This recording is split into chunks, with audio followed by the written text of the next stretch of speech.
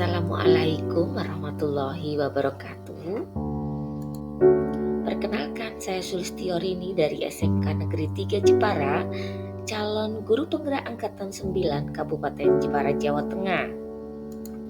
Pada kesempatan ini, izinkan saya memaparkan kaitan peran pendidik dalam mewujudkan filosofi pendidikan Ki Hajar Dewantara dan profil pelajar Pancasila pada murid-murid dengan paradigma inquiry apresiatif di sekolah.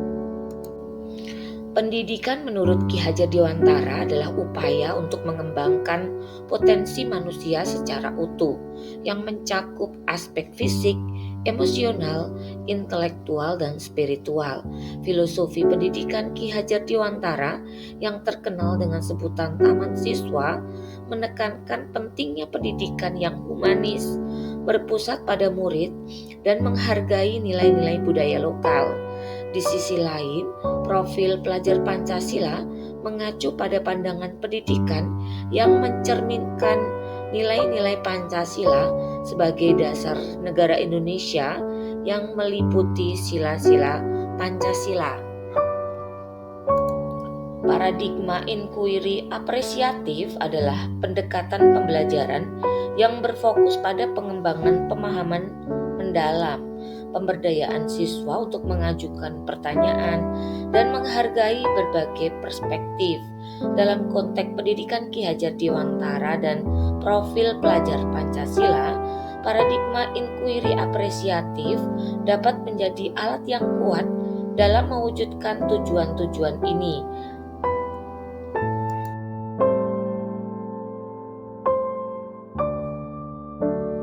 Filosofi pendidikan Ki Hajar Dewantara mendorong pendidik untuk mengenal dan memahami setiap murid secara individual.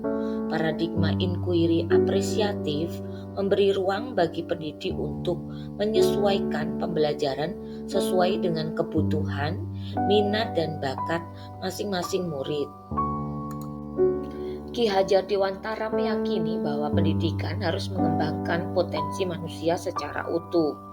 Dalam paradigma inquiry apresiatif, murid didorong untuk menggali pemahaman mereka sendiri, mengembangkan keterampilan penalaran, dan mengasah kemampuan berpikir kritis sehingga mendukung pengembangan potensi mereka secara holistik.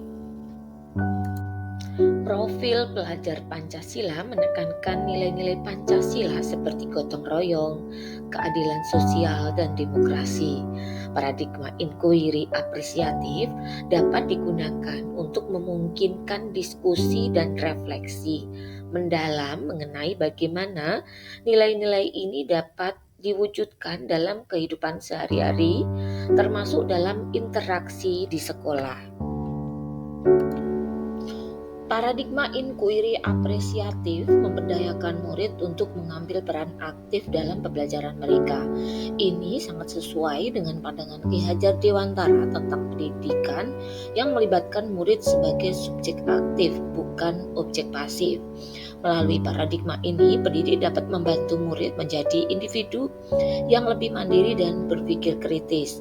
Dengan mengintegrasikan filosofi pendidikan Ki Hajar Dewantara, profil pelajar Pancasila, dan paradigma inquiry apresiatif dalam pendekatan pembelajaran, pendidik dapat berperan dalam menciptakan lingkungan pendidikan yang berfokus pada pengembangan pribadi, nilai-nilai budaya, dan nilai-nilai Pancasila, sambil memberdayakan murid untuk menjadi pembelajar yang aktif dan kritis. Ini dapat membantu mencapai tujuan pendidikan yang lebih luas dan menciptakan generasi yang berkontribusi positif bagi masyarakat dan bangsa. Setelah saya memahami mengenai kaitan peran pendidik dalam mewujudkan filosofi pendidikan Ki Hajar Dewantara dan profil pelajar Pancasila dengan paradigma inquiry apresiatif di sekolah, saya mantap mengusung visi mewujudkan generasi yang beriman dan bertakwa, inovatif, berbudi pekerti luhur melalui Merdeka Belajar. Prakarsa perubahan yang saya ingin gali dan kembangkan adalah nilai inovatif untuk meningkatkan kemandirian dan kreativitas murid. Dengan menggunakan langkah-langkah Bagja, maka pertanyaan utama dalam prakarsa perubahan mengembangkan nilai inovatif dan meningkatkan kemandirian dan kreativitas murid. Pertanyaan yang muncul adalah apa yang harus saya lakukan untuk mengembangkan nilai inovatif untuk meningkatkan kemandirian dan kreativitas murid? Siapa saja yang dapat terlibat dalam upaya pengembangan nilai inovatif untuk meningkatkan kemandirian dan kreativitas murid? Kegiatan apa yang dapat saya lakukan untuk meningkatkan nilai inovatif untuk meningkatkan kemandirian dan kreativitas murid?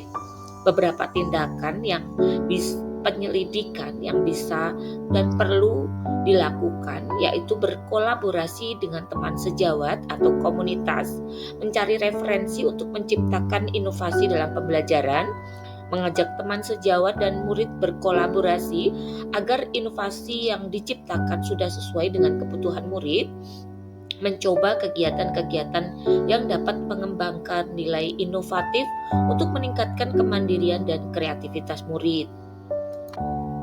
Langkah berikutnya adalah ambil pelajaran. Apa yang harus saya lakukan untuk mengembangkan nilai inovatif untuk meningkatkan kreativitas dan kemandirian murid? Tindakan dan penyelidikan yang saya lakukan, yang pertama adalah mengajak kepala sekolah untuk bertukar pikiran terkait pentingnya pengembangan nilai inovatif murid untuk meningkatkan kreativitas dan kemandirian murid, membaca literatur mengenai kegiatan-kegiatan yang dapat mengembangkan nilai inovatif murid, melakukan studi banding ke tempat lain dalam rangka mencari literatur tentang pengembangan nilai inovatif. Langkah berikutnya adalah menggali mimpi. Pertanyaan yang muncul, suasana kelas dan lingkungan belajar yang seperti apa yang mendukung pengembangan nilai inovatif untuk meningkatkan kemandirian dan kreativitas murid? Apa saja hal yang saya harapkan terkait dengan dampak terhadap murid untuk mengembangkan nilai inovatif? Bagaimana cara melihat bakat dan minat murid untuk mengembangkan nilai inovatif? Yang saya lakukan adalah menciptakan pengaturan ruang kelas yang aman, nyaman, dan menyenangkan, menumbuhkan atau meningkatkan kemandirian dan kreativitas murid dengan melakukan refleksi setelah selesai pembelajaran.